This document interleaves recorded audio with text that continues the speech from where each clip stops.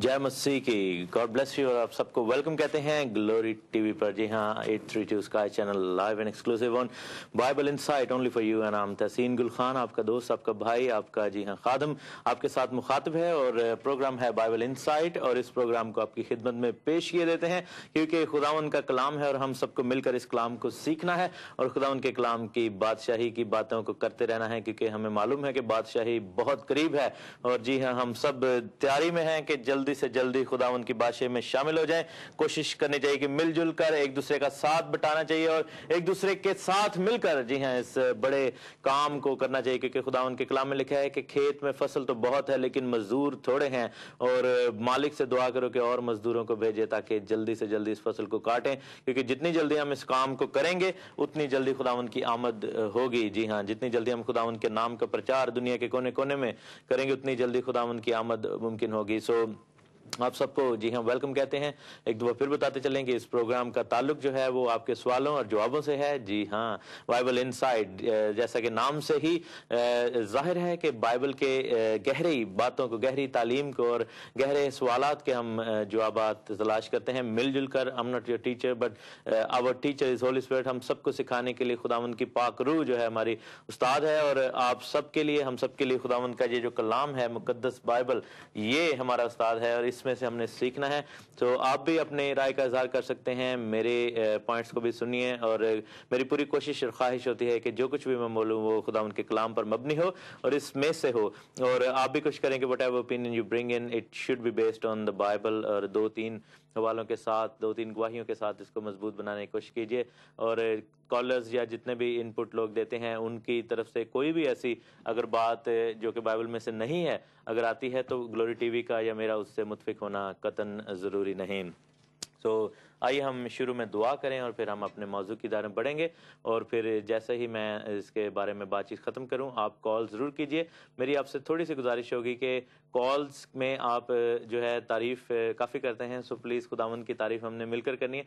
सो आप कोई तामीरी बात भी साथ करें और क्वेश्चंस भी कर सकते हैं, आप कॉल्स में अपनी इनपुट दे सकते हैं। सो जी, जहाँ तक खुदावंद के कलाम का और हिकमत का ताल्लुक है, इल्म का ताल्लुक है, तो ये खुदावंद जिसको भी जो भी खुदावंद के हुज़ूर में आना चाहे वो उससे मांगे, खुदावंद ज़रूर देता है। आइए हम दुआ करें। आए बादशाह, तेरे हुज़ूरी में आते हैं खुदावंद खुदा, तुझको मुबारक कहते हैं, तेरी तारीफ़ करते हैं। हम्दो सना सारा जलाल तेरे नाम को मिले खुदावंद बादशाह। तेरी अज़मत का इकरार करते, तेरी बुजुर्गी, तेरी एकदम भलाई का, तेरी बड़ाई का इकरार करते और जानते हैं कि तू हमारा महकम किला, ऊंचा बुर्ज और हमारे छिपने की जगह है। तू राह, हक और ज़िंदगी है और तेरे अलावा कोई ऐसा है खुदा ज़रिया नहीं जिसके वसीला से हम बाप के पास जा सके, क्योंकि तू दरवाज़ा है जिससे एकदम हम तेरी एकदम अब्दी ज़िंदगी में दाखिल हो सकते हैं। खुदावंद तेरे कलाम के लिए, सच्चाई के लिए तेरा शुक्र करते हैं जिसके बारे में तूने कहा कि तुम सच्चाई को जानोगे और सच्चाई तुम्हें आजाद करेगी। और ऐ खुदावंद तेरा शुक्र, तेरे नाम की तारीफ करते हैं कि तूने हमें आजाद एकदम पैदा किया है। तूने आजादी की रूह हम पर उंडेली है एकदम, अपने आसमानी रूह में से एकदम तूने हमें खिलाया है। रूह के फल और नेमतें हमारी जिंदगी में नजर आए। खुदावंद तमाम लोगों को, तमाम दोस्तों, अजीजों को, बहनों भाइयों को जो इस वक्त देखते, तेरे कलाम को सुनते और तेरे मुंह की बातों को सुनते हैं, एकदम उनके दिलों को खोल, दिलों की जमीन को जरखेज कर, ताकि एकदम तेरे कलाम का जो बीज पड़े वो 100 गुना फल लेकर आए और एकदम ये फल ऐसा मजबूत हो जाए कि कोई इसको छीन कर लेकर जाने वाला ना हो, बल्कि एकदम हम अपनी बादशाही में, एकदम तेरी बादशाही में अपने फलों के जरिए से एकदम दाखिल हो। खुदावंद तेरा शुक्र, तेरे नाम की तारीफ करते हैं। हमें अपने हुजूर में मकबूल ठहरा, ये सब कुछ मांगते हैं तेरे प्यारे मुकद्दस और जलाली नाम में, आमीन आमीन। खुदावंद हमारे होंठों का जिम्मा ले, हमारे दिलों का जिम्मा ले और हमारे کانوں کا ذمہ لے. اور میرے دوست مجھ سے سوالات کرتے رہتے ہیں اور کافی سوالات آپ کے آتے ہیں. سو ایک ایسا سوال جو کہ میرے سامنے رکھا گیا اور میں اس کو آپ کے سامنے پیش کروں گا کہ نئی پیدائش کیا ہے, بورن اگین کیا ہوتا ہے, اور پانی کا بپتسمہ کیا چیز ہے, ہم کیوں بپتسمہ لیتے ہیں. مسیحیت میں ایک بہت بڑا جو ہے نشان ہے جو کہ بپتسمہ ہے, اور خاص طور پر ہم ٹریڈیشنل چرچز میں دیکھتے ہیں کہ کس طرح بچپن میں جو بچوں کو مخصوصیت کے لیے لے کر آتے ہیں اور ان کو بیپٹائز کیا جاتا ہے. کچھ لوگ اس کے لیے کرسننگ کا لفظ بھی یوز کرتے ہیں کہ کرسچن کیا جاتا ہے, یعنی کہ اس کو کرسچن بنا دیا جاتا ہے بچے کو. اور بعض لوگ جو ہیں وہ اس چیز پر بھی جو ہے وہ ایمان رکھتے ہیں کہ جب ہم بڑے ہو جاتے ہیں, جب ہم توبہ کر لیتے ہیں, ایمان لے کر آتے ہیں, جب ہم خدا کے حضور میں چلتے ہیں, تب جو ہے ہمیں جو ہے تیار ہونا ہے, اور بپتسمہ نشان ہے تیاری کا, اور جب ہم بپتسمہ لیتے ہیں وہ راست بازی کا نشان ہے.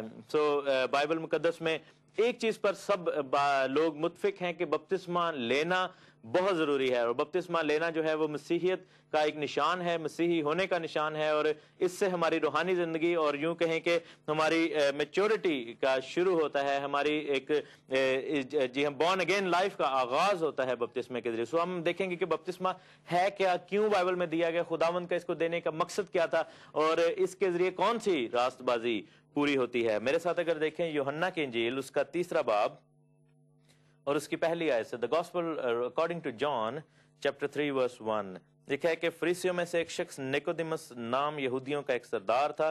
اس نے رات کو یسوع کے پاس آ کر اس سے کہا کہ آئے ربی, ہم جانتے ہیں کہ تو خدا کی طرف سے استاد ہو کر آیا ہے, کیونکہ جو معجزے تو دکھاتا ہے کوئی شخص نہیں دکھا سکتا جب تک خدا ساتھ نہ ہو. یسوع نے جواب میں اس سے کہا کہ میں تجھ سے سچ سچ کہتا ہوں کہ جب تک کوئی نئے سرے سے پیدا نہ ہو وہ خدا کی بادشاہی کو نہیں دیکھ سکتا. نیکودیمس نے اسے جواب میں کہا کہ آدمی جب بوڑھا ہو گیا تو کیوں کر پیدا ہو سکتا ہے, کیا وہ دوبارہ اپنی ماں کے پیٹ میں داخل ہو کر پیدا ہو سکتا ہے. یسوع نے جواب دیا کہ میں تجھ سے سچ کہتا ہوں کہ جب تک کوئی آدمی پانی اور روح سے پیدا نہ ہو وہ خدا کی بادشاہی میں داخل نہیں ہو سکتا. سو یہاں پر خدا کی بادشاہی میں دیکھنے اور اس میں داخل ہونے یعنی کہ 2 پوائنٹ بتائے گئے ہیں کہ ان کے لیے 2 چیزوں کا ہونا بڑا ضروری ہے.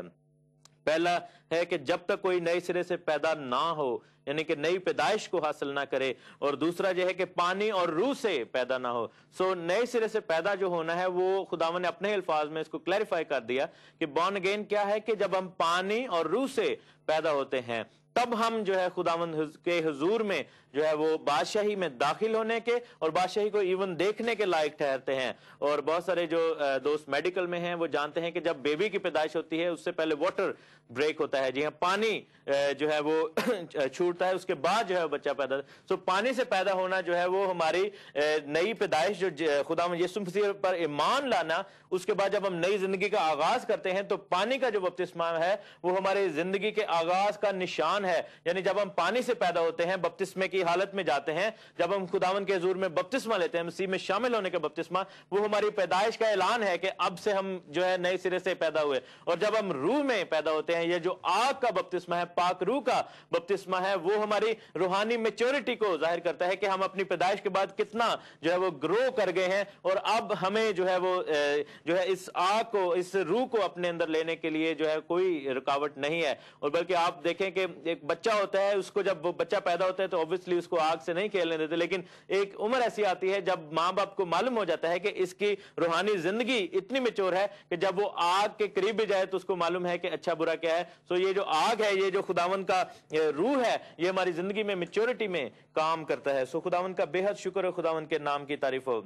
اب یہاں پر نیکودیمس نے ایک بڑا عجیب جو ہے وہ بات کی. نیکودیمس نے آ کر جو ہے وہ کہا کہ یہ کیسے ممکن ہے کہ انسان دوبارہ اپنی ماں کے پیٹ میں پڑ جائے اور دوبارہ جو ہے وہ پیدا ہو جائے. تو خداوند یسوع مسیح نے وہاں پر کہا ایک خوبصورت بات. اس نے خداوند یسوع مسیح نے, کیونکہ نیکودیمس کا جو سوچنے کا انداز تھا وہ ایک عام انسان کی بات تھی, حالانکہ وہ بہت بڑا اسرائیل کا استاد تھا. جو سنہیڈرین ہوتے تھے, 70 بزرگ ہوتے تھے, وہ ان کے اوپر جو ہے وہ استاد تھا, یعنی کہ وہ استادوں کا استاد تھا. وہ کہہ لیں کہ ربی ہاگدول تھا, یعنی کہ بڑا استاد تھا. اور خداوند یسوع مسیح نے اس سے کہا کہ جواب میں 10ویں آیت میں لکھا ہے کہ خداوند یسوع نے جواب میں ان سے کہا کہ بنی اسرائیل کا استاد ہو کر کیا تو ان باتوں کو نہیں جانتا؟ میں تجھ سے سچ سچ کہتا ہوں کہ جو ہم جانتے ہیں وہ کہتے ہیں، جسے ہم نے دیکھا ہے اسی کی گواہی دیتے ہیں، اور تم ہماری گواہی قبول نہیں کرتے۔ یعنی خداوند یسوع مسیح نے اس کو ایک پوائنٹ دیا کہ کیا بنی اسرائیل کا استاد ہو کر تو ان باتوں کو نہیں جانتا؟ اٹ مینس کہ خداوند یسوع مسیح